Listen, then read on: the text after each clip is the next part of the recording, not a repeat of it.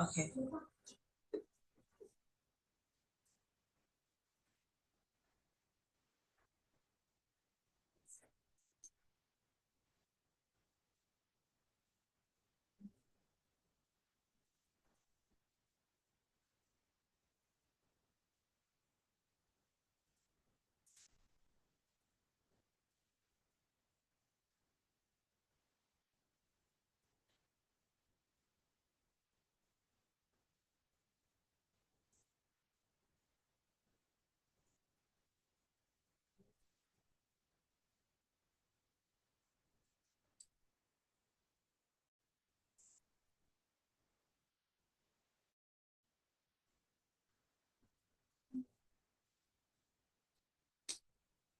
I can't hear them.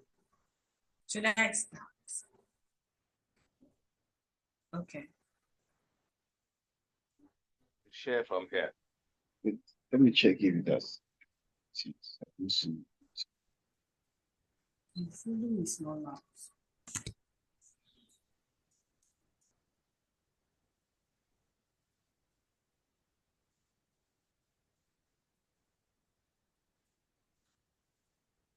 Actually.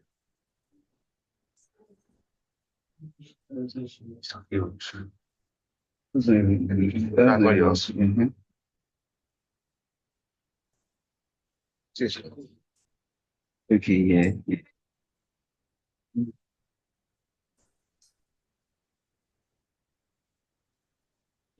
Well, I think it's still cute. So I believe we can just do it right. Did you download it? Yes. Oh, did I? Yes, I did. Net was one side. Yes, yes, that's it.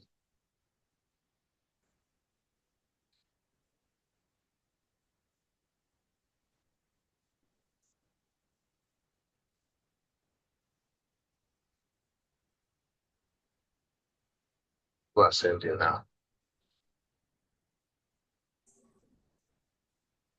Use the network. I think one has gone. Two are gone. Yes.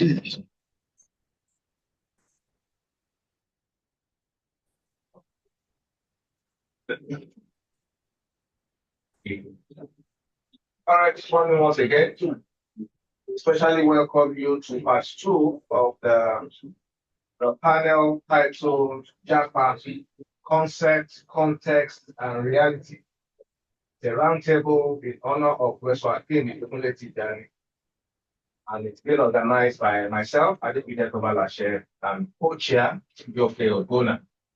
This morning, we are supposed to actually have 2 presentations. I was also supposed to present today, but the first part I had to present because some of the panelists didn't show up.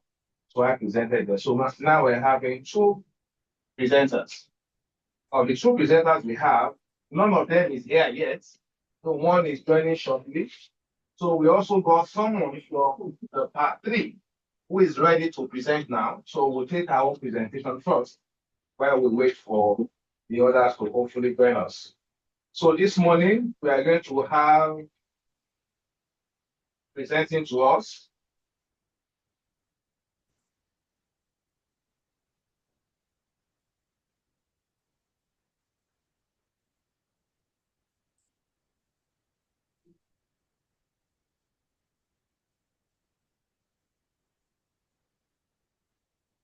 for 1 minute.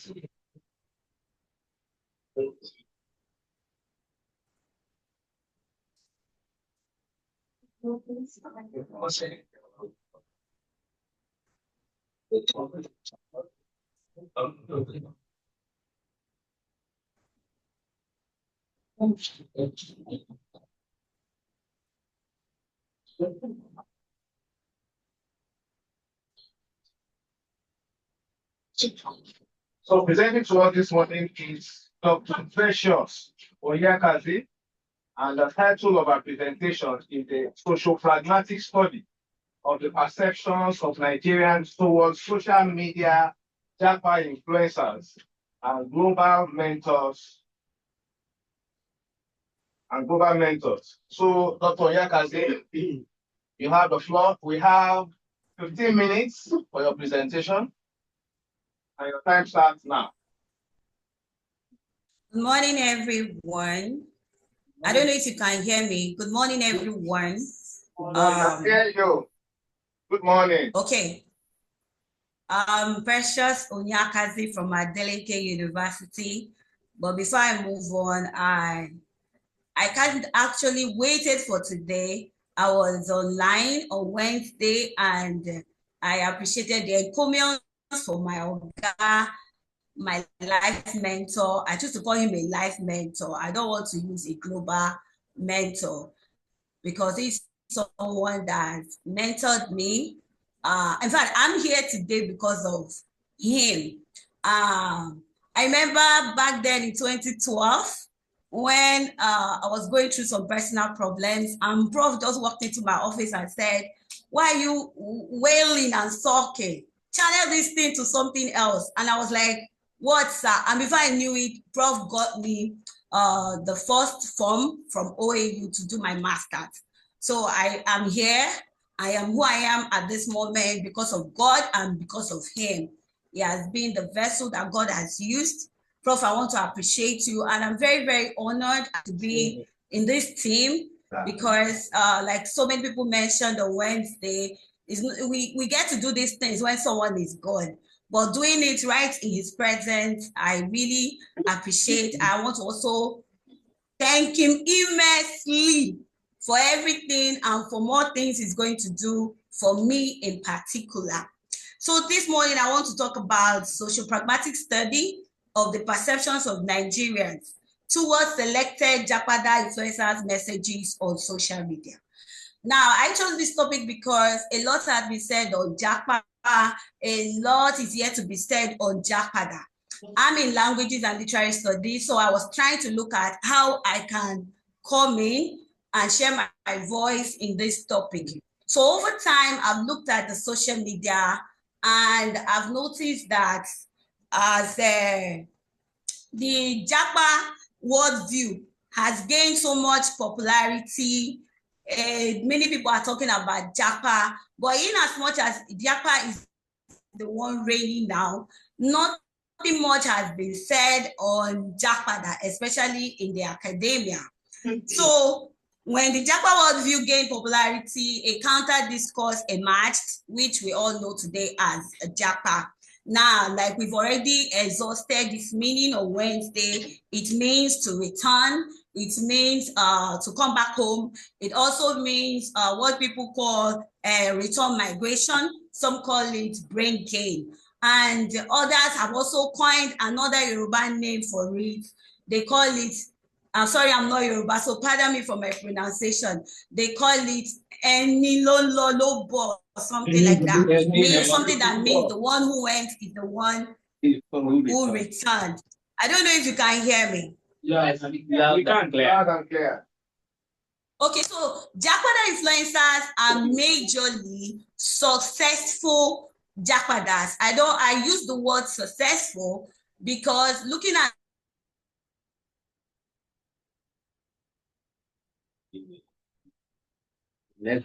there are so many reasons that made people to Japada.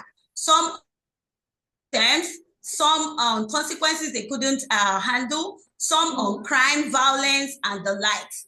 But this study is majorly focused on the successful Japada. Why do I count them that? I call them successful because they are the ones who have spent so many years abroad and they have decided to come back to invest into their country, invest in their country. And these Japada influencers, when you see them on social media, their messages, their narrative, whatever they say that is revolved around language is majorly migration. They try to speak to both Nigerians in the diaspora and Nigerians within. They try to talk to them and encourage them to return home and invest. In fact, their major slogan is whoever japas must surely japada. So looking at the literature, a lot has been said on japa, like I mentioned. Current literature on the Japada discourse is yet to be looked into in the academia. So this study decided to look into this aspect of Japada, most especially how these Japada influencers make use of language and the social pragmatic strategies that they use, as well as how Nigerians are able to perceive and interpret their messages. And we also looked at, the study looked at some of the social-cultural factors that influences perception and interpretations. So we have different 3 research questions that guided the study. We looked at what are the social pragmatic strategies that are being used by these Japada influencers. Then secondly, it considered how do Nigerians perceive and interpret the messages of these Japada influencers. And the last one there is, in what ways do social-cultural factors influence their perceptions and interpretations? Now, this study looked at 4 social-cultural factors: age, gender, education, and location. So that is where we limited our studies on social-cultural factors. Now, for the theoretical framework that guided this study is hinged on perception and interpretation. And the theory that could work for this study was the theory of decoding and encoding model by Stuart Hall. And this theory is about how people perceive and interpret messages. Now, going on methodology, the study adopted a qualitative approach alongside a thematic content analysis and a social pragmatic approach. For the sample, the study made use of 6 Japada influencers that were selected from entertainment blogs, podcast blogs, and then private accounts. So the study selected 2 from entertainment blogs, 2 from Japada broadcast blogs, and then 2 personal users accounts. Now, these 6 individuals are successful Japadas. They've returned, some of them returned after 20 years, some returned 15 years, and they returned from different globes. Some came from US, some Canada, some Germany, some UK, and some other countries in the Europe. And the study made use of 90 comments in total, 1 post per each influencer, and then 15 comments on each post. So the data was collected over a period of 2022 and 2024. Now, why 2022? 2022 was the year I realized that some Nigerians are returning. So I kind of moved it down to 2024 to see what they've been able to achieve over the period that they have returned. So that's why I chose 2022 to 2025. Now, quickly on my findings.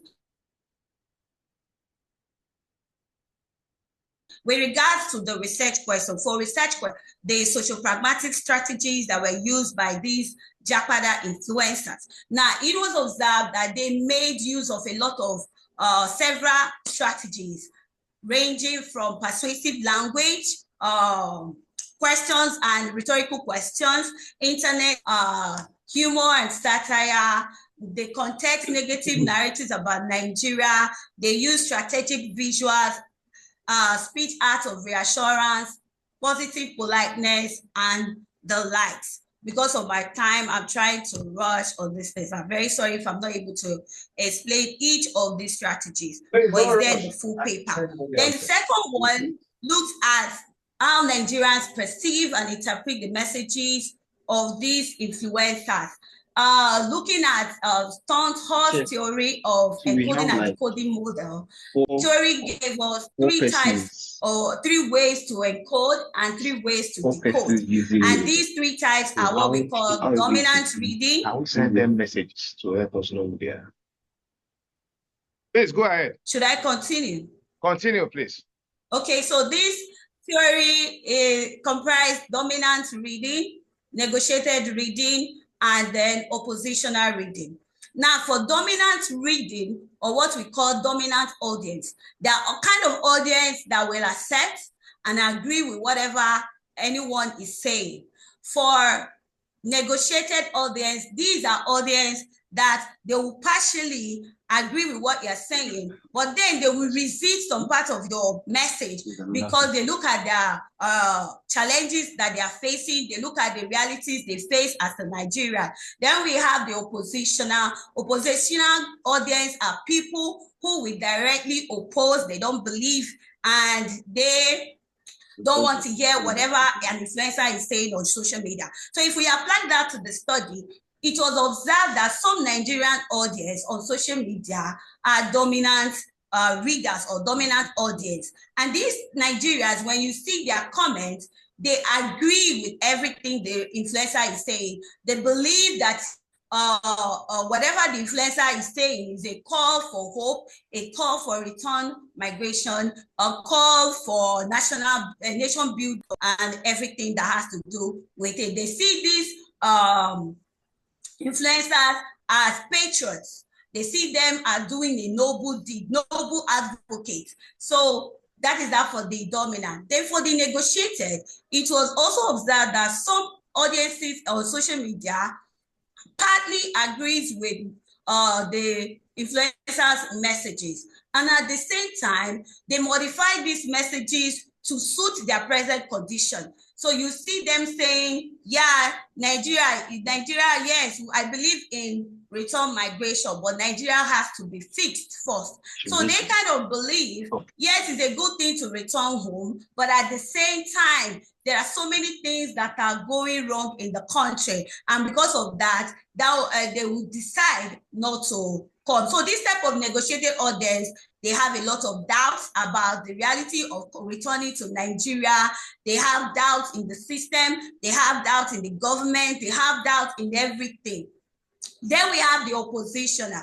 Oppositional audience on social media are particularly people who believe that these influencers are elitist, they are privileged, they have returned with their pounds, their dollars, their euros, and they have a lot of money, and that is why they are making so much noise on social media. So they believe that if they were not privileged, foreign passports, and they can return at any time they like, that they won't be campaigning for people to return.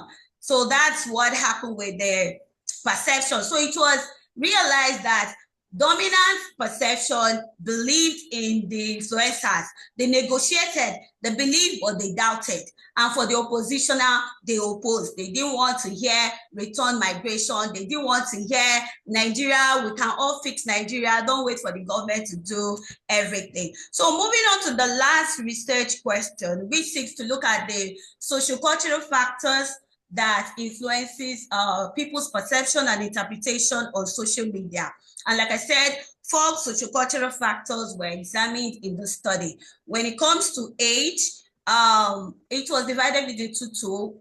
There's a group that was labeled young audience, and there was another group, older audience. So when it got to younger audiences, it was observed that these people, because these Japada influencers use particular languages that resonate with the youth, so they kind of aligned with their thoughts, with their messages. However, there were also others in this category of younger audience that were negotiated, and there were also oppositional.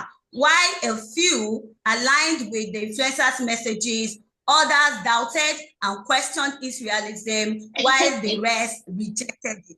Then for the gender, this study looked at the 2 traditional types of gender, that is men and women, knowing full well that there are other types of gender, but we looked at just men and women. So it was observed that for Nigerian men, they perceive the messages as something that they have to do. They see it as an ambition. They see it as masculinity. They see it as something that is a responsibility for them and something that is expected of them in the society. And because of that, their interpretation varied. We had those that aligned. We also had those that kind of doubted and questioned. And we also had those that opposed. So it was kind of varied interpretations. Then for the females, yes, it was observed that Nigerian women, whether they are in diaspora or they are within Nigeria, they believe in the fact that this return migration is good. They're inspired by return migration, but through their messages, it was revealed that they are cautious and they are skeptical about the different challenges that women face in Nigeria, challenges ranging from safety, ranging from gender inequality, gender roles, and others. Then lastly, is education. For education, the audiences were grouped into three. We have the highly educated Nigerians. The highly educated Nigerians comprise graduates, postgraduates, and professionals. And for these people, their interpretation was very, very critical and context dependent. Like they have selected interpretations. For the professionals that are doing well, the graduates, the postgraduates that are doing well, they believe that yes, one day they will return. Others believe that they cannot return until Nigeria gets better, while others do not even believe in the idea of returning home. Then we have the moderately educated. These included diploma holders, undergraduates, and then field workers. And for these people, their education is blended with a mix of aspiration and pragmatism. For them, they love the idea of coming, but then the challenges that are visible or that are ongoing in the country has refused them to take that decision of returning home. But they like the idea, let's return, let's build the nation, let's invest and do other wonderful things in the country. But when it comes to them in particular, coming home to do this, they are withheld because of the challenges they have seen going on in the country. Then we have the less educated. The less educated are primary or secondary school leavers and artisans or informal workers. And for these people, they prioritize their belly. They believe in, don't tell me to come and build in Nigeria. All I want to do is to feed myself and feed my family. Now, because these people do not have access to education, access to so many things, they don't want the return migration. They believe that for anybody to talk about return migration, those that return should impact in their lives first before telling them to return. Then we have lastly the location. For location, we have people living in urban, semi-urban, and rural areas. And it was observed that wherever people live, kind of have an influence in the way they perceive and interpret these messages. So in conclusion, Japada influencers, through their strategic communication practices, are not merely returning individuals. In fact, I see them as symbolic agents of diasporic reimagination.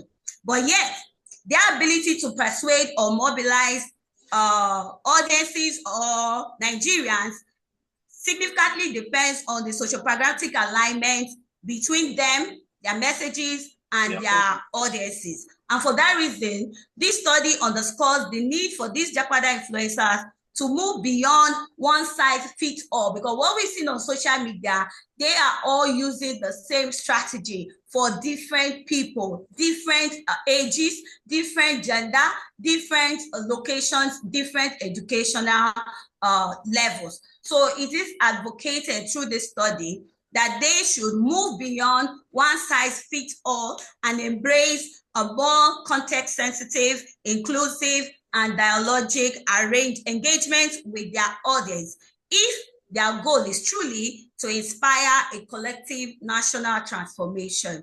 Thank you. Thank you for listening. Thank you very much, Dr. Yakazi, for that presentation. We'll take all the questions at the end of the day. We also want to recognize Professor Hakeem Ibikunle Tijani, the man in whom this panel has been put together, just to celebrate you. You are welcome, Prof. Welcome, sir. I'm also informed that Professor Okebokola is online. Thank you. can't identify him yet. I think the error was mine. I shared my link. It's online. It's been online even before all of us. Oh, okay. Can Prof please just raise his hand, his virtual hand, so we can add him to the panelist.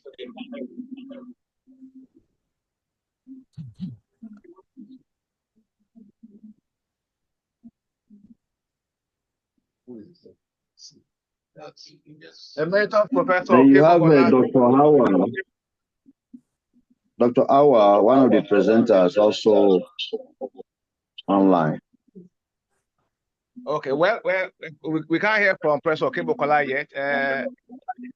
Dr. Ojo, can you also please? And Dr. Adams. Yes, sir. Good morning, sir. Okay, Dr. Ojo, you go next. You have 15 minutes to present your paper, so please share your slide.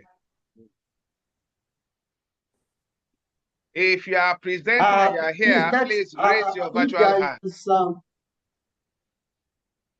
Yes, sorry, Prof. I'm trying to connect with my colleague. If somebody else is ready, can you please let them go ahead first? I'm trying to contact my colleague. We are trying to, make some adjustments. Okay. So he has not been able to join. So I'm trying to see how he can join. Yes, that's Dr. Adeola Adams. Okay. Do we have any other presenter online? For some minutes. If you are presenting online, please raise your hand, your virtual hand. I think if you can see Ms. Toby or Dr. Awa, they are together. Dr. Awal, are you here? Awa, I'm in one by.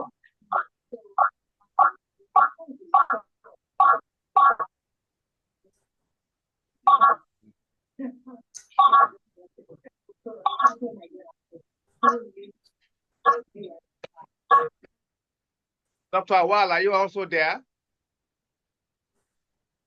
All right, since we don't have anybody ready to present yet, can we take questions for Dr. Oyakaze? Do we have questions in the house? Questions? I want to take questions. 1, 2, any other? Okay, let's start with those two. Prof, sir. Okay, good morning, everyone. Good morning, Precious. That was a wonderful presentation, brilliant, and I like the structure you put to the paper. But I want to understand one thing. Are you talking about,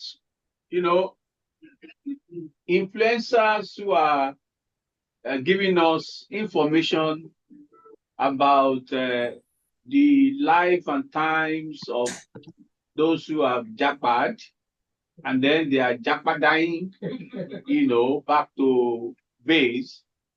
That's one. Just for clarification. Then secondly, I want to believe they jackpot in the first place because of the situation of things at home. I discovered the ideology of the generation after, those ones that enjoy free education from nursery school to university and postgraduate, as survivalism. So I believe it was survivalism that sent them on that errand of going to search for the golden fleece. So why would you expect them to return home? From your presentation, some of them returned with nothing or next to nothing. Some returned with something. And you're actually saying that they should come and invest back home, if I got you right. So why would they want to do that, to invest back home? I know of recent, some traditional rulers in Yoruba land, I'm sure part of Nigeria, have been, talking to their subjects who have been abroad for a while to come back home and invest. And since you are looking at maybe what they can contribute to their home country, why will you think they will take that advice? Thank you. All right, number 2. Yes. Yeah. No, take the questions. Yes, please. Louder, so that You can talk. Don't worry. Don't worry. Well done, Dr. Precious. My question is particularly about the theory that you used. You are looking at perceptions from the socio-linguistic and socio-pragmatic lens, but you rely solely on us encoding and decoding theory. How then do you account for pragmatic elements such as context in order to make your work in the direction of pragmatics? Thank you. All right, thank you very much. Okay, yes, your own question, ma'am. Thank you very much, Doctor. I'm interested in asking, were you able to uncover other concepts before we started hearing Japan and all that? Because I recall that in those days, I can't hear her. I recall that before social media, I used to hear something called Ombosheton. In Yoruba, it means that as soon as I finish here, I'm coming back home. And that period, people really want to stay. Maybe because Nigeria was much better and all that. I know that was, we don't see that on social media. People used to say it in those days. As I'm asking, were you able to find out? And also maybe in other Nigerian languages, we have other representation of this same Java and all that. Maybe the Igbos, what do they have when they talk to themselves about it? Maybe those things also. Thank you. All right. I didn't get that question. Okay, number 4. All right, thank you so much for that presentation. I am Al-Amin El-Nasser from Kwara State University. I have just maybe your presentation is a bit generic, because I was expecting you to give us examples or examples of how some of the data you got and how you're able to analyze it, so that it will give us a perspective on what you are trying to, because I don't know, maybe you mentioned it, but I didn't get it. So I don't know if you can just give 1 or 2 instances on how you use the... I can't hear, dude. It's off. Wait for connection. Sorry, can you hear me now? Yes, I can. I just need you to maybe extract or some of the data you got, maybe 1 or 2, using it to explain your the theory you have used and how you have been able to reach your conclusion. That's just what because I didn't get some of those samples from your presentation, maybe because there was not enough time. So thank you. You didn't get some of... I guess it's from your hand, because I think others can hear us who are also online. So I guess it's from... Yes, we can hear. Before we take on other questions or your response, we would like to from distinguished Emeritus Professor Peter Okebokola. Thank you for joining us again this morning, sir. Yeah, my pleasure. For Professor Tijani, anytime. Thank you, sir. All right, thank you so much. Sir. Thank you, sir. All right, a last question for her before we take the other presentations. My question goes like this. I would like to know how many... Can you move the speaker stuff towards those people? Thank you, Prof. I can't barely hear them. Just attend to the ones that you're able to hear, Dr. Okay. Ikasi. I heard the first 3, but the woman and the last man, I couldn't hear. How many was he able to analyze a line of the theory she has used? Want to see some element of the theories, how she did the analysis. Yes, you would like to I can't hear them. Elements of how you apply the theory to your data. So the issue. Okay. How many data did you use? How are you able to apply your theories to your data? That's the question. All right, so go ahead and try and respond to the questions. Okay, for the first question, I appreciate everyone for the question. For the first question, the people that were used in this study are the people that have returned, and they are encouraging other Nigerians in the diaspora to return through their social media contents. We have what we call, there are Japa influencers. Now, Japa influencers, their own is to encourage people to Japa, leave this country. But then there are Japada influencers. These are the ones that have scaled over the fears and challenges of returning. They have established and their business is thriving and booming. And because of that, they are trying to use their social media presence to allay the fears of other Nigerians in diaspora, that you can actually return, you can actually invest, and nothing will happen to you has been propagated on social media. Then next question say, why do you want them to return? I strongly believe in the views of these influencers. Looking at the socioeconomic situation of Nigeria, I mean, we've gotten to that level whereby we cannot expect the government to do everything for us.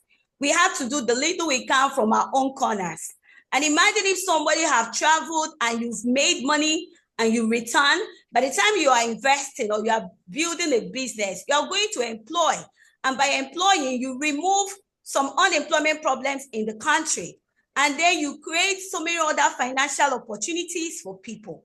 So I believe in so much that those who are successful, let me say this. There are actually some Japadas that returned as a result of having served particular jail terms, and they were deported. There are also Japadas. There are also people who were not doing so well there. Their parents or their family members keep sending money to them, and then when they looked at it, there's nothing, they returned. And there were also those who went for educational purposes, and after they've gotten the skill, they returned. Now, when we talk about returning to invest, it's not just about money. You can also invest your knowledge, what you have gained, like Professor Tijani is doing today. We all know that he's a propounder of Japa series, and he's always coming back home to give, to help, to make us grow. So that is the area I am looking that they should return. If everybody be like Professor Tijani or like others that have boldly returned to help, Nigeria would be a better place. Then somebody said I should account for context. Yes, there was another theory, contextual theory by fact. I failed to mention that was applied in this theory, and that one catered for contextual analysis of the data and the analysis. Now, if I heard someone right, how did I analyze my theory? I analyzed it using Hall's encoding and decoding model, as well as first contextual theory, bearing in mind the usage of inferences and background knowledge. Then the tenants, how were you able to apply it? I think I've answered how I was able to apply my theory. Now, for the social media comments that were used, it was used originally. Nothing was changed. It's there on the social media. Even in my presentation, I also interviewed the two private accounts that I use, because I spoke with them on Instagram. I had a video messaging with them where I tried to tell them what I want to do and how I need their voice in my work. One is a medical doctor who returned, leaving all his position in Howard University. I don't know if I got that right. And he returned to become a knee surgeon. And he has established, because he saw that Nigeria lacked that, and he returned, opened his own establishment, and he's doing so well. Then the other one, who is Farmer Judy, who was a nurse in US, and she returned and opened a poultry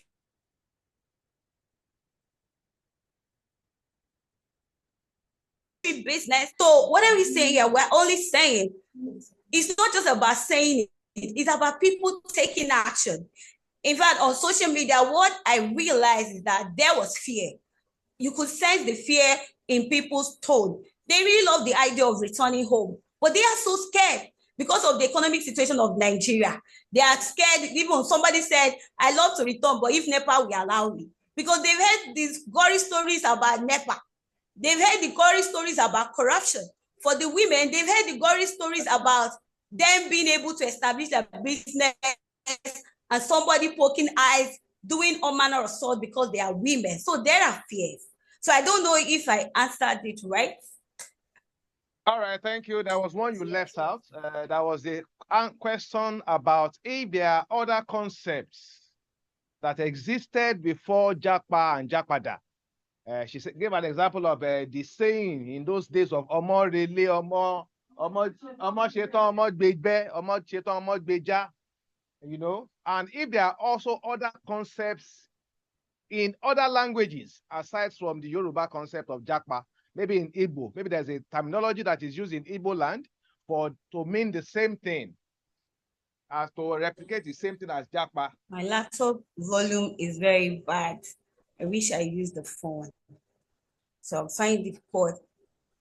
Prof, please, can you be audible? I really want to answer that question, but I need it to be a bit audible. I think the laptop volume is low. I barely hear. Okay. Dr. Precious, can you hear me? Yes, I can hear you. Okay, what is asking is there a variation of the terminology in Igbo language? You are an Igbo woman, that much I know. Is there, above, Jakpa, do you have an Igbo terminology for Jakpa or Japada? Okay. Okay, if I understood the question, there were instances of various languages that were used. There were a lot of Japa.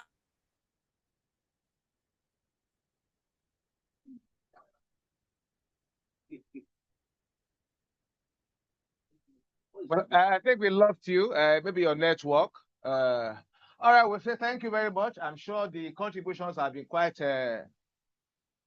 impactful, and you probably be able to add them also to your work. Just take notes of all of the comments that have been made, that's if you can hear us, and try to make your paper better. It is Japada. But I can tell you what it means in Igbo land. Japa in Igbo means Kaipo. Then Japada is Kaibata. Okay. But that is hardly hard. In fact, I did see something close to it. So everybody, despite the tribe, Hausa, Yoruba, Igbo, everybody has adopted it because it's a catchphrase now in Nigeria. So it's not because it's Yoruba term. It's just a catchphrase, like a slang. So everyone is using it. All right. Okay. Thank you very much, Dr. Onyekazi, for that insightful presentation. Thank you so very much. Can we please applaud her? Thank you, sir. Yes, is Dr. Ojo ready for us now? Thank you, I'm grateful. Are you ready, sir? Dr. Hawa is also there. Okay, Dr. Hawa, can we have you? Hawa, one by. You probably want to take her. Okay, so please go ahead. We'll share your slide from here. So you have the floor. You have 10 minutes to present, because we are running out of time.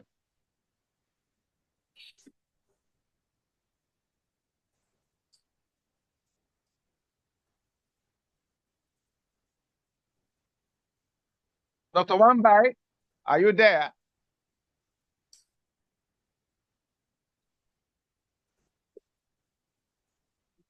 Probably want to unmute her or ask her to unmute. No, she can unmute.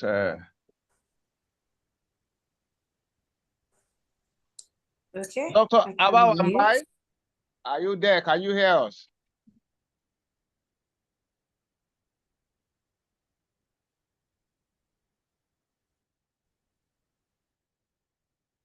Well, I guess we've lost her. Dr. Ojo, are you there? Are you ready now?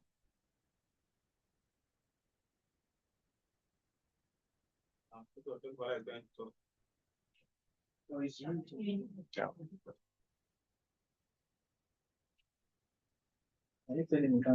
on a call.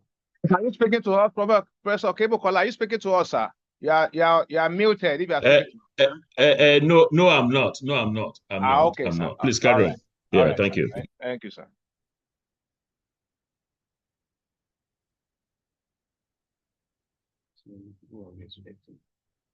Dr. Wambai, I guess we've lost you. Dr. Ojo, are you there?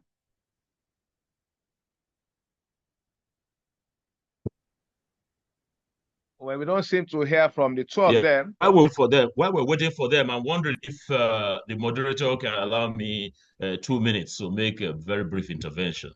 Kindly do, sir.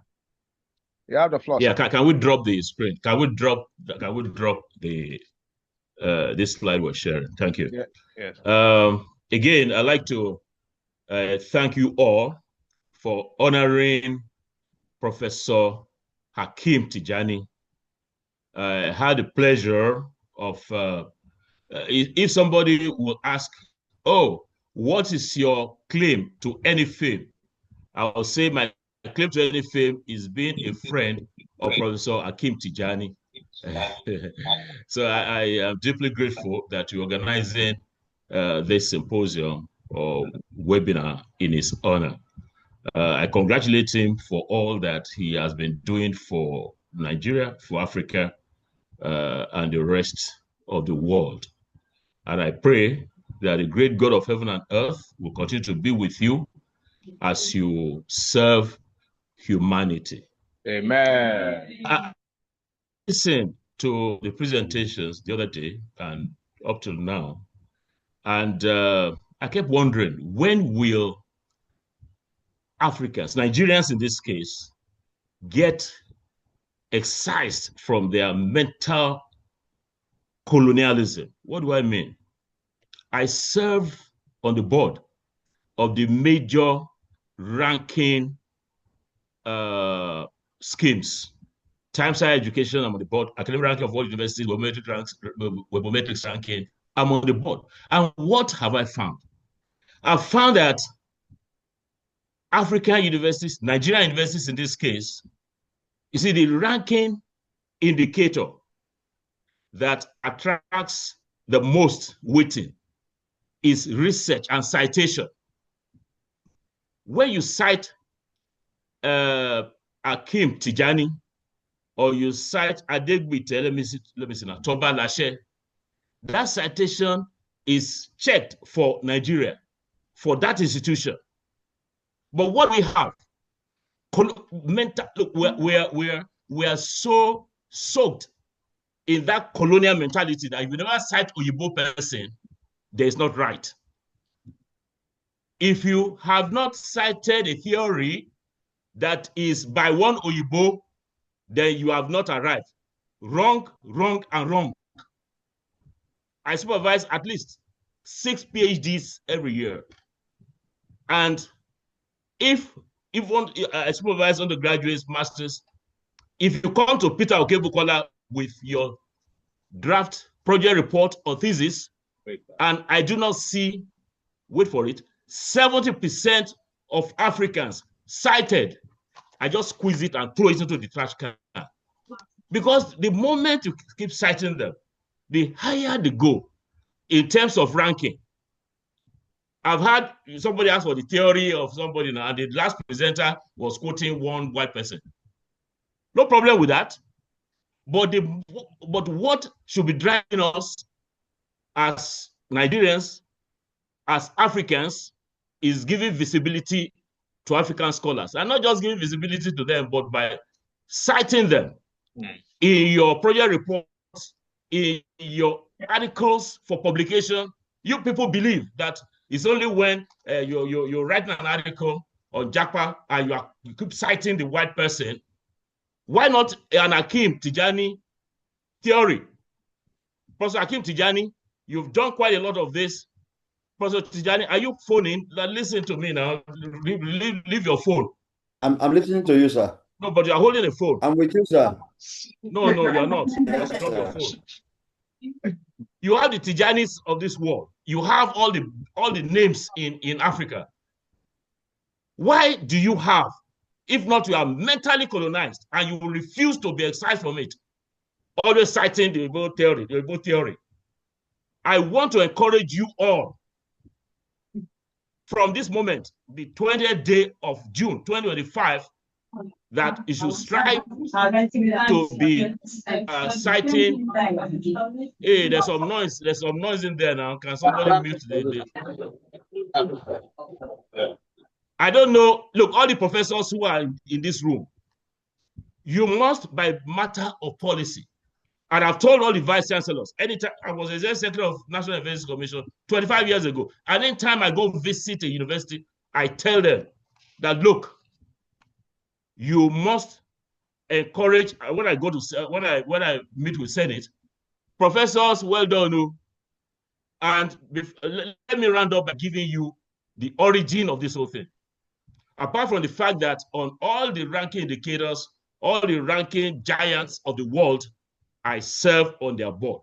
And I know that the trick is very simple. If you cite, and some of the Western editors of journals that are hosted, where do you have editorial offices? In the West, if you have not cited their people, they'll say, oh, you need to cite this one. And I tell my students, those who have graduated, don't cite the local person. Because when we're doing the ranking, it is the citation. And you say, oh, Harvard has done better than the University of Lagos or Adeleke University. Simple. Because you people, you are just sold on this colonial mentality that if you never cited a person. So let me tell you, in 1998, UNESCO had a World Conference on Higher Education. I'll close now. UNESCO had a World Conference on Higher Education, 1998. I was the Rapporteur General. 192 countries attended. The Minister of Higher Education of Germany called me and said, Peter, you're so fine. Don't you have sages in Africa? A sage means a wise person. I said, oh, yes. Oh, yes, we have plenty of sages. He said, I should name them. Yerere, Obasanjo, Nkrumah, and all of that. He said he doesn't believe. I said, why don't you believe, Honorable Minister? Why don't you believe? He said, because Africans, you and I, when we come out is according to Benjamin Franklin, according to Barack Obama, according to Winston Churchill. Stupid. So I told him that, unfortunately, 3 years after that, I was appointed ESNUC in 2001. As when I go visit, I tell Senate, I tell my colleagues, say, look, nobody is saying you shouldn't cite the white person, but let the world know the giants that we also have. You have what is it? You have students' union people. They will say, according to the union leaders, even professors, they go all over the place. The last thing I want to say is this. When I'm using Microsoft PowerPoint, there are several presentation software. So I use Microsoft PowerPoint, and you want an image on your slide, on a particular slide. What have I found? I found that we Nigerians, Africans, with what? Hey, don't be smart. Warped colonial mentality. We'll be putting images of white people. We'll go online, put images of white people on our slides. I have forever and a day, when I see that happen, I will close that presentation. If I were chairing it, even if I were not chairing it, I would stop this presentation. Why? You never can find one Oyibo person using an African in good light. So, Prof. Tijani, you are in Morgan State University. You have been all over the place. When have you seen a white man present something and you put a black person there? None. So please, I'm using this opportunity to let you know, this thing I've been saying forever and a day. Now, I am the chairman of the Nigeria University System Ranking Advisory Committee. And I keep telling vice chancellors, I keep telling everybody, cite ourselves to enhance our visibility, enhance our research, and enhance our ranking. Thank you. Thank you, sir. Thank you very much, Prof. Thank you, sir. I actually echoed that yesterday. Oh, you did? Okay, thank you. Yeah, I echoed that yesterday. Maybe Okay. you were out briefly. I was. Told that you dare not, in the presence of Professor Peter Okebukola. Oh, thank you. To be with you. The development of the concept of biographical pedagogical discourse in 2012 by me was actually to contextualize the varieties of Japada, and Jalo. Yes. And indeed, the Jalo was also coined by me because I searched and I couldn't, find anyone, historicizing the Jalo. And thank you so much, sir. Appreciation Thank to you, Dr. Yekasi. I may not be able to say this because another first student of mine, Dr. Awa, is going to speak. But then Mrs. Oyekasi was my first secretary with the Bachelor's of English, I believe first class or second class upper, in a small room as the foundation dean, Faculty of Arts and Education at Adeleke University. She became my secretary, and I saw her tutoring some of the undergraduate students. And then I later called her, I said, come, madam, you speak very good English. You're teaching them what is not my area of specialty. Let me go back and review your file. And I look at her file, I say, why did they ask you to be secretary? Is it because there's no job? So at that point, we said, you must go for your master's. She did master's. We tried to convert. You must start your PhD. She started, and today she's Dr. Precious Oyekasi. You can see from the presentation that she is just wow and brilliant. And I thank God for, other mentors of Precious like Professor Tobalashe and Professor Alao. So thank you for that presentation. She actually educated me. You see, when you stop learning, you become stupid. I have to be as realistic as my mentor, my father, distinguished Emeritus Professor Kebukola, who called me a friend. I'm his son. When your father say you are a friend, then definitely you must have, So I thank you, sir. I thank you, sir. Despite All right, all thank your... you very much, Prof. Thank you so much. We are running out of time. We only have about 15 minutes to the end of this session. We'll reconvene again for the third part later today. Dr. Awal, you have Yes, 10 sir. minutes for your presentation. Okay, sir. So, good morning, everybody. Good morning, my professors, my fellow doctors, and other people on the podium. I am Dr. Hawa Amin Wambai, and I'm here to present my paper, which is called Japada, the Socioeconomic and Psychological Realities of Migration and Return in Nigeria. This paper is very important to us because we know that Japa is the mass immigration of Nigerians in search for a better life abroad. And it has become a phenomenon where you find that in most families, at least one member of the family is outside looking for a better life. But we know that apart from the Japa that has been taking place, now people are returning back home, which is gaining attention, and we call the term Japada. According to Professor Tijani 2024, it is a decision to return to Nigeria voluntarily or involuntarily, but with the intent of contributing to national development. This is a good key. Most of them, even though some people are saying there are reasons behind Japada, most of them come with the intent. Hello, sir. Please go ahead. Hello, Dr. Joe? Yes, most of them come back with the intent of national development, actually, to make Nigeria better. Now, this Japada, as we know, it is a collation of complex personal, economic, and national realities. The returnees, all of them, have gathered experiences from wherever they are working in abroad. They have gathered additional knowledge, additional skills.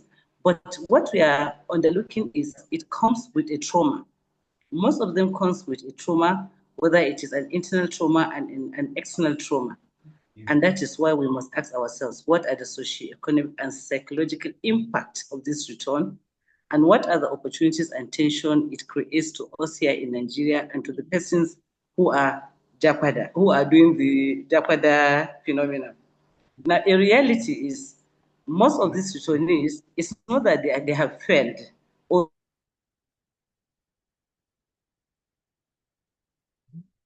in and out of the country trying to enrich our educational system. They are professionals, and before the movement, they have invested millions, maximum of 10 million to migrate.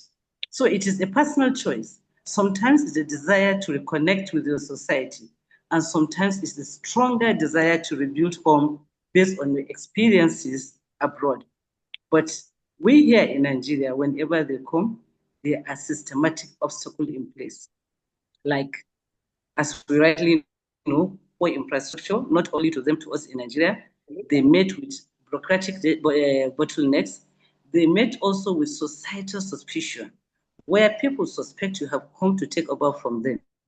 You have come to sow what you have not reaped, forgetting that you were there before you left to go and gain additional knowledge. Now, our take is, should the government now intervene by taking the cost of Japada to reduce this socio-economic and psychological trauma? When we look at the socio-economic contributions of the returnee, we don't need to say much because we can see it from our professors here. They bring home more skills, network, and global exposure. Most of them come with global best practices of wherever field they have gone to be educated or to add more knowledge to. And when we look at other countries like Rwanda and India, I know that I have been to India many a times, where you find that this NRI tax incentive and startup incubators and a lot of incentives are given to people who are coming back to India. And you can see it statistically because they always advertise it that most of the returnees, the Indian government has a soft landing, both in their health policies, in their economic policies, and what have you. But in Rwanda, the diaspora returnees, the government helped them by establishing, they have helped in establishing fintech hubs and agri-tech solutions, which we always see in documentaries. Now, Nigeria, we are also benefiting from the returnees, but have we done something for them, which call for an intentional, structured incentive and productivity? We shouldn't see it as a charity. The Nigerian government must really raise up to its call now to make sure that everything is in order for the returnees so that they will be able to give us what they have gone there to learn. So we are looking at this state, private sector, and diaspora engagement. That is what we have been able to do as Nigerians to welcome back our returnees who are coming back for Japada. Organizations like the Nigeria Diaspora Commission and Tony Olumele Foundation are engaging them in diaspora, in the mentorship, entrepreneurship, and investment. While I have read, and I'm a part of that group, the Jigawa state government sponsors some medical students to Cyprus and India. But on their return, which is very crucial and important, because we have seen a lot of state governments wasting money. I can say wasting money because when you give a child scholarship to go to Cyprus, to go to India, to go to London, because of his intelligence to learn something that he's supposed to come back for with, now the child has come back, the young person has come back, and you refuse to give him employment. So this state government now have given a soft employment that each of the returnee will work for the state government at a fee for 2 years. And then after that, if there is need, they will be returned. And if the returnees have another thing that is more fetching, they can go to the other sector. So what we need here is a scalable framework across the section for us to really be able to tap the potentials of these returnees back home. Now we are going to see the psychological dimension of Japada. Remember, whenever we are talking of Japada, it means migration from your home to another place. And in as much as you are migrating, whether you like it or not, you are transforming your identity. You cannot go to America and be wearing a cap always. You must imbibe some of the identities. I was in London some time ago when we are trying to cook our traditional cooker soup. By the time you put locust beans, in fact, sometimes police even used to come and visit you. But the psychological dimension of Japada is now you are changing back that identity. You have gone there for 10 years, now you are coming back. And the returnees must surely experience a reverse culture shock. I know a lot of people, this common traffic lights that we have in Nigeria, the lack of obedience of traffic lights used to give them a culture shock when they are back for Japan. And then the returnees now, psychologically, they face societal alienation, whereby they are seen as strangers. Definitely the language will change, that is your intonation. And then in the workplace itself, people look at you with suspicion. He has gone for 10 years. Now he has come back. Even if it is on scholarship, he has come back to take over our position. I have a brother who has been into that. He is a professor in Bayero University. He went to Dubai on for an assignment for 4 years. I am telling you, as I'm speaking now, that man is just there in the university without any post. While all his mates have advanced. You know, he was there, they think he has gone to make money. Now that he has come back to gain back his position, he found out that his house was given to somebody, and even the chair that he was occupying has been given to somebody. So he's there just to be as a lecturer. Then expectations from family members, workplace, and society can affect the mental health. Anybody who has gone for Japa is expected to be a billionaire, not a millionaire. Immediately you return, family members will start visiting you. They don't know your intention of returning. They don't even know how you are able to save the small money you have brought. And they may not even know that you are also looking for help, you know, and inclusion back into the family cycle. And the workplace too, as I said, sometimes is very unfriendly to people who have come back on Japada. Now, some retirees also, we have looked out from the aspect of the returnee. Now we are going to look at from our own tension in Nigeria, because some of them, which we know, who have schooled in places like Syria, Sudan, you know, some of these Arabian countries, they are a source of tension to us because they come back with an unfamiliar religious or cultural ideologies. And that has challenged the norms of our society, which we look at as being disruptive or a security or social risk. Class tension and social friction. Yes, to the returnees, that is the people in Japada, because of the global exposure, because of the accent, because of additional, some people may look at being prideful.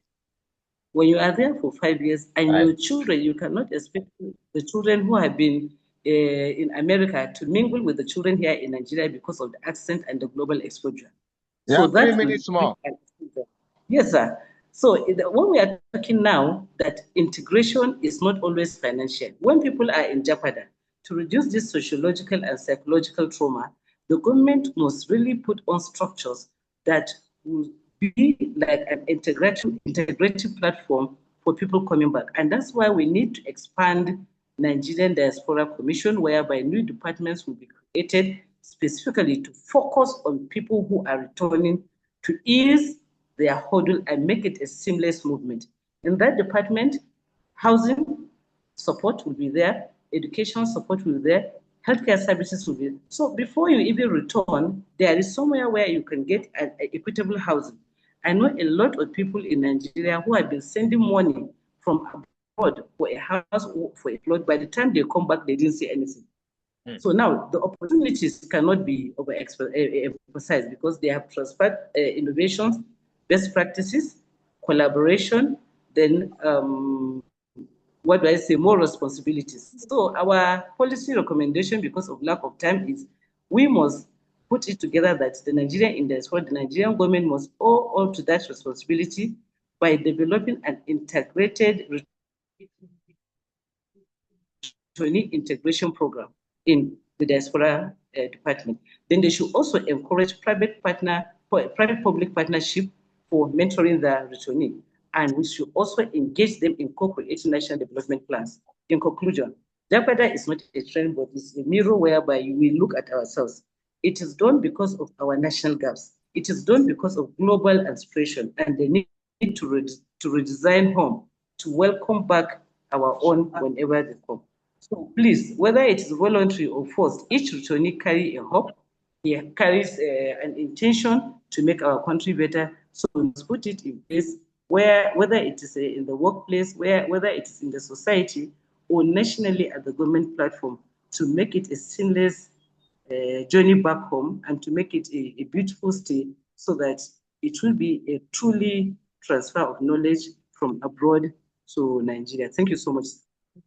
Thank you very much, Dr. Awawambai, for that presentation. All right, we will take questions now. Do we have questions in the house? Okay, one. Questions or comments? Any other one? Prof, over to you, sir. Okay, thank you very much for the presentation. I have just one question, and it came up the last, bit of your presentation. You said Japada, happens because of national gaps, among other factors. When are we going to bridge these national gaps that are so visible? When it appears government is paying lip service to this thing. Wonderful presentation, wonderful, what have you. But the national gaps continue to widen. So what else can you suggest beyond rhetorics? I believe government is not ready to bridge these gaps. I'm not saying government is not trying, but how long will it take for us to bridge the gaps? Thank you. Thank you very much, sir. Any other comments? Sorry, what is the name of the person speaking? Please, my name is Adediran Kayode Ademichubeko, Professor of Theatre and Film Arts, University of Jos, North Central Nigeria, where there is so much violence, insurgency, kidnapping, banditry, terrorism. Thank you, Prof. All right, thank you very much. And the lions and the lionesses. You are very correct, sir. All right, Dr. Wambai, can you please respond to Prof's question? Yes, sir, sorry, I missed the second question, but for the first question, the national gap. That's one. Yes. So we are all Nigerians here. We know that the government cannot do it well. Cannot do it all, I mean. And then cannot do it well and cannot do it all. But sir, we are depending on exalted groups such as this. There is high respect for the academia. Whenever you write and you talk consistently, tirelessly, the government always take time to listen and to implement, sir. Because I believe that sometimes lack of talking to them or writing to them academically is what is making these gaps to continue to widen. But I sincerely believe with your intervention, the academia, the whole Nigerian academia, we may see changes in these widening gaps in our national, what do I say? Thank you, sir. All right, thank you very much, Dr. Wambai. Aha. Yes. Some people have been awakened. That's one question, I missed it. No, it's just one question. It was just like trying to reiterate the question. All right, so we take 4 others. Yes, I'll give you numbers. 1, 2, 3, 4 in that order. So question 1, go ahead. That's you, madam. Yes. We have a minute, so please just straight to the question. Okay, for a nice presentation. One of these Japadas, they are immigrants with license traveling in search of white-collar jobs and the rest. What if they have license? For example, they invited them from a country, an international country, to come for a job. Why would they just return them like that? Is there any factor for the returnee to just be returned like that without any necessary issue or factor? All right, that's noted. Thank you. Second question. The question is on the issue of those that are abroad to be sending money for building or making some kind of industry. The reality is that we are not disciplined in some cases in Nigeria. You'll be sending money to either help somebody or build the country or build yourself, while your own relation will be cheating on you, not doing the case.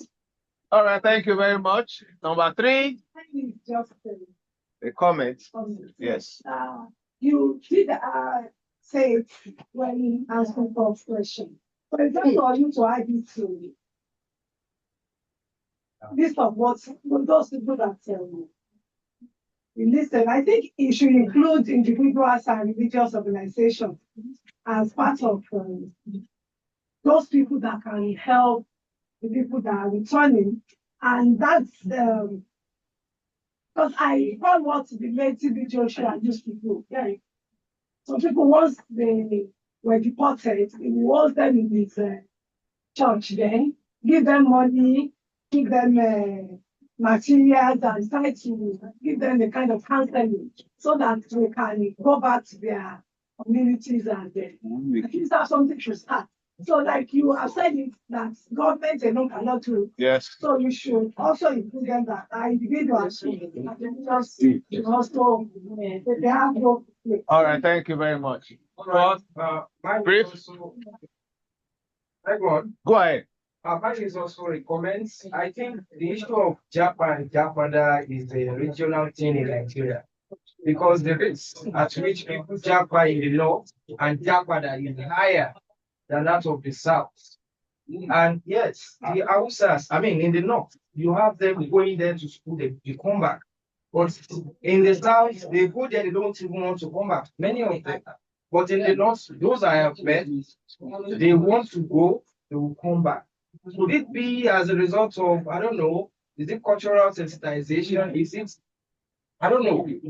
I think it's something you need to.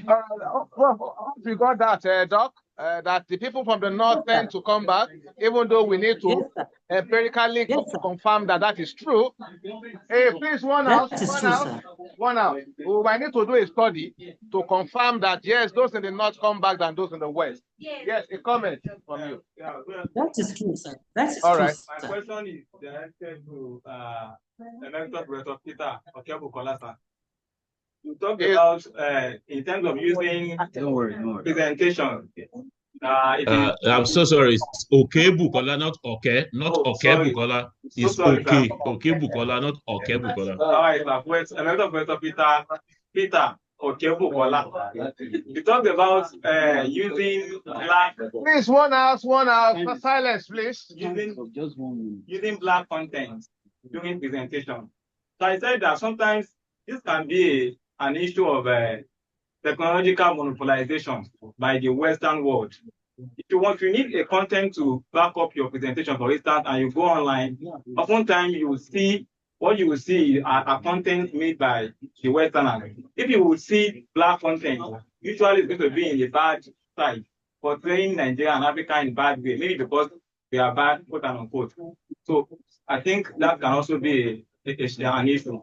That might be the reason why people often use these white contents. Okay, last comment, and then Prof will respond. I just want to make possibly a contribution or comments. Like, can we consider the ethnic associations, diaspora ethnic associations? For instance, we have Egbe Omo Yoruba, North America. We have Egbe Omo Duduwa in the in Germany, and others. What are those structures? I'm sure we enjoyed ourselves. We have the third part. I think it's about 11 o'clock. Professor Tobalashe. Yes, sir. Distinguished Professor Emeritus Kebukola wanted to rest. Yes, we are thrown off, but we are back now, so we can have his response, sir. Prof, yeah, thank you very much. Yeah, just give me a minute. I'm trying to get something online. I think I'll get it in a minute. Right. Again, thanks to one and all for honoring my friend and brother, no matter what he says, Professor Hakeem Tijani, on the matter of using content, African content that is African contextualized. It's very clear. You go on, you're setting up a PowerPoint file and you have a slide, and you do not have an image. When you go online, you are very right, sir. You go online, you hardly can find as many as you would love to have of African contextualized images. Leave it blank, my friend. Leave it blank. Okay. Must you have an image on the slide? Look at the slides that we had from our presenter. They didn't have any image there. Leave it blank, please.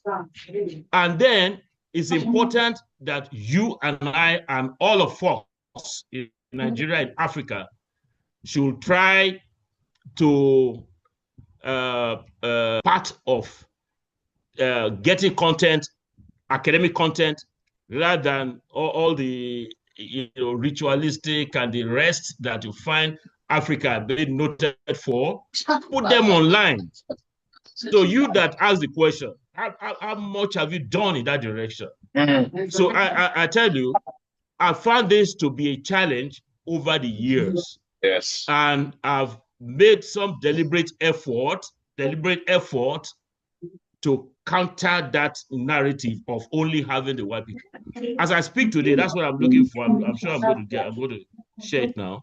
As I speak with you, I have, let's say, yes, I have over 400,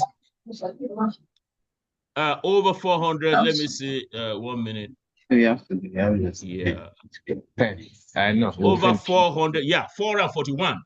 441 videos online. That's one person. Yes. If Professor Tijani and the rest of us keep doing that, we'll have the internet laden with such contributions, and they will be able to cite. Just a minute, let me see if I can find that. Can somebody allow me to share very quickly? I've sent a request for sharing. I just want to show you one thing. Quick, please. Okay. Yeah, okay, I'll just show you. Now, this is my channel. I'm teaching a course for 4,503 participants, 48 vice chancellors as I speak now, 48 vice chancellors, well, hundreds of DVCs, deans, and all of that from the Nigerian higher education system, and teaching them cybersecurity. So if you look at it, I have 441 videos, 441 videos. So if you are looking for some image or some video in cybersecurity or in any area of